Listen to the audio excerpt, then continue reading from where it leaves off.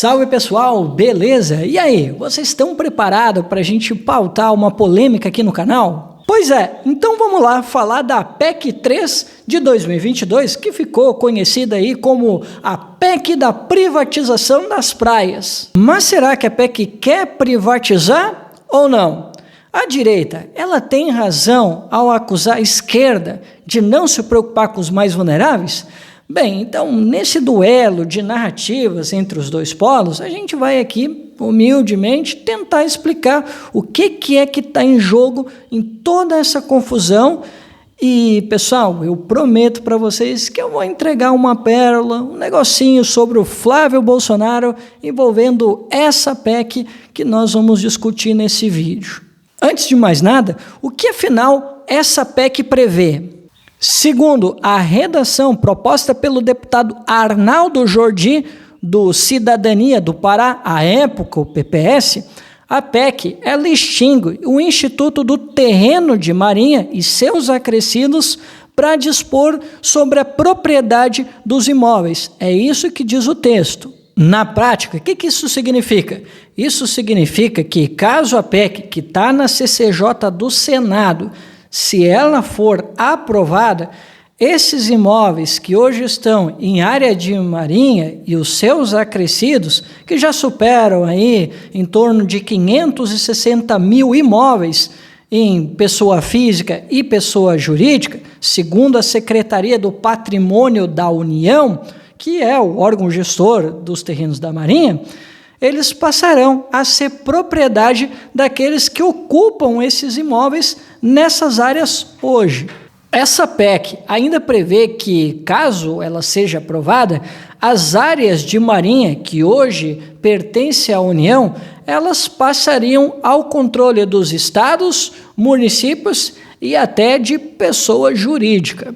Mas afinal, o que são essas áreas de marinha e os seus acrescidos? Para facilitar, mas sem sair muito do conceito, elas são áreas que pertencem à União, que são delimitadas por uma linha chamada linha preamar média, em uma faixa de 33 metros que separa a parte terrestre da parte marítima do litoral. Deu para entender?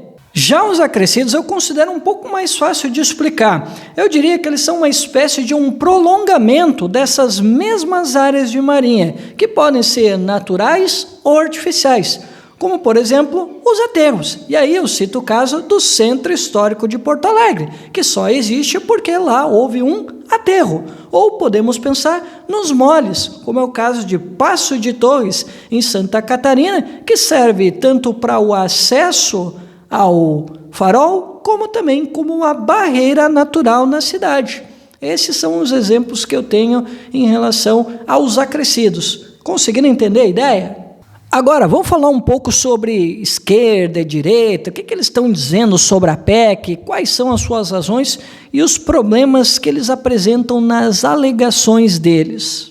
A esquerda tem alegado que a PEC vai privatizar praias, que o acesso às praias pode ser restringido, que a proposta vai favorecer os interesses da burguesia com a construção de hotéis, resorts, torres, restaurantes, condomínios e outros empreendimentos, e isso pode gerar uma série de problemas ambientais. Do lado da direita, recentemente, eles são apenas reativos aos argumentos da esquerda, alegando que não tem previsão de privatização ou restrição do acesso às praias, porque a Constituição Federal de 88, segundo a redação constitucional, prevê que as praias são bens de propriedade da União de uso comum ao povo, sendo assegurado sempre livre e franco acesso a elas e ao mar, dizem eles à direita. Porém, para eu ser franco com vocês, eu preciso te dizer que historicamente a luta da direita era completamente diferente dessa de agora. A luta da direita era livrar os moradores e pessoa jurídica de pagar as taxas da União, como a taxa de foro, taxa de ocupação e o laudêmio, o que me parece até correto, mas tem os seus problemas. E é aqui que mora a grande armadilha da direita. A direita, malandramente, sabe que no meio do bolo desses imóveis de terreno de marinha, há os pobres, há sim uma classe média que esperam ter a propriedade daquele imóvel, sem precisar ter que pagar taxas mais à União. Então, ela instrumentaliza essa pauta para forçar a esquerda a votar a favor dessa PEC, sabendo que, de novo, ali no meio da confusão, há um ou outro negócio da burguesia, ao qual ela representa, ou quando esse interesse não é direto. Ou seja, os senadores que estão lá discutindo essa proposta na CCJ podem sim ser um dos beneficiados. Quer uma prova? Em matéria recentemente divulgada na Folha de São Paulo, segundo dados da SPU, a Secretaria de Patrimônio da União, entre os 81 senadores, 9 senadores têm imóveis ou empresas registradas nos nomes deles nessas mesmas áreas de marinha. Tá, agora nós vamos tocar um pouquinho na ferida, tanto da esquerda quanto da direita, em relação ao que eles têm defendido por aí, em relação a essa proposta de emenda à Constituição. Em relação ao que se convencionou a chamar de esquerda, dentro de um debate minimamente racional, eu considero que ela já começa errando ao apostar todas as fichas nessa ideia de privatização da praia, ou do fechamento ou interrupção do acesso às praias, o que é um argumento, como eu já comprovei, rapidamente batível pela direita a partir da Constituição Federal de 88. O segundo ponto problemático que eu levanto é que a autorreferida esquerda, que diz defender associações, movimentos sociais, coletivos e outros tipos de organização social, ela ignora, por exemplo, a associação SOS Terrenos da Marinha de Pernambuco, que não só questiona os valores, taxas e a metodologia da SPU, como ela também aponta que os terrenos, pelo critério de 1831, não existem mais ou eles foram invadidos pelo mar. E a maioria dos atuais terrenos, considerados hoje terrenos de marinha, estão fora da faixa onde legalmente deveria ser feita essas cobranças de taxas à União. Mas a esquerda, incrivelmente, ignora tudo isso.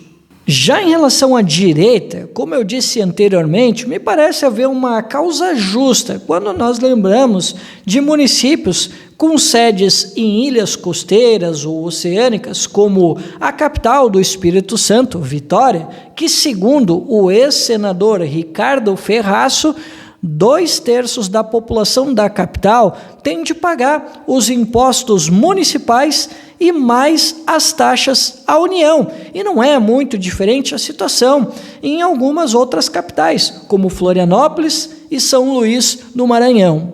Por outro lado, embora a direita alegue que não há previsão de privatização ou de restrição de acesso às praias, nada impede que estados e municípios, a pretexto de aumentar a arrecadação com IPTU, ICMS e outros impostos, eles não vendam áreas da marinha à iniciativa privada, por exemplo, o que pode, a depender das condições, pode sim causar impactos ambientais futuros e, a depender do acesso, o novo proprietário pode sim cobrar pelo acesso, mesmo que isso desrespeite a lei, como, por exemplo, alegam algumas correntes de esquerda e alguns ambientalistas. Outro ponto que a direita parece ignorar, se nós estamos aqui considerando que eles têm alguma preocupação social, parece que eles estão ignorando que talvez esses terrenos podem estar em áreas de risco ou talvez de alto risco, uma vez que devo lembrar que a nossa referência de cheia é a Carta Náutica de 1831 e as médias de enchentes ordinárias àquela época. Que essa média de maré ela está desatualizada, isso é óbvio, mas agora o que talvez não me parece ser tão óbvio para a direita é a nova realidade climática que nós estamos vivendo, com eventos climáticos extremos que já podem ser observados a partir de alguns estudos que já se verifica que o nível dos nossos rios e mares estão começando a subir e que daqui a algumas décadas, regiões do Brasil, segundo o estudo da ONG Central Climate, pode alagar parcialmente ou podem até ser engolidas pelo mar até 2100, o que pode afetar não só essas áreas, mas as pessoas e os negócios que foram viabilizados nessa proposta. Então, assim, pessoal, diante desse cenário, sei lá, o que poderia pensar aí dentro dos melhor dos dois mundos, a esquerda poderia trazer aí dados do CEMADEM, SPU e outros órgãos para verificar aí a situação de risco desses imóveis, colocar os seus destaques na PEC, como, por exemplo, limitar que novos imóveis ou outros tipos de empreendimentos fossem construídos nessas áreas de marinha. E já que eles estão tão preocupados com privatização, então, ora, coloca aí um destaque que estabeleça punições a quem tentar impedir efetivamente ou dificultar por qualquer meio o acesso à praia ou ao mar. E eu acho que está tudo certo. Ah, e lembra que eu disse que eu ia falar sobre o Flávio Bolsonaro? Pois é. Eu resolvi tocar no nome dele porque eu notei que há um claro conflito de interesses e eu posso provar. O Flávio Bolsonaro conseguiu se tornar depositário fiel de um imóvel na Ilha da Boa Viagem graças a um negócio pra lá de estranho envolvendo o advogado dele, o Thomas Wheeler, que teria falsificado a assinatura, segundo a viúva de uma antiga locadora que adquiriu esse imóvel que um dia pertenceu à cantora Clara Nunes. O advogado do Flávio Bolsonaro conseguiu registrar o imóvel no SPU, o que os outros proprietários não haviam feito, e o Richarlison, ex-jogador de futebol, também não fez, e ele também havia deixado atrasar a taxa de foro, o que facilitou bastante as coisas para o advogado do Flávio Bolsonaro. Então, caso a PEC seja aprovada, Flávio Bolsonaro se tornará o dono desse imóvel. Entenderam agora por que ele está assumindo a linha de frente, por que ele é o relator dessa proposta de emenda à Constituição? Bem, então esse foi o nosso vídeo, espero que vocês tenham gostado. Se vocês gostaram, não esqueça de deixar o like, comentar, compartilhar e deixar os comentários para ver o que tu pensa sobre esse tema. Era isso, obrigado por ter assistido até aqui.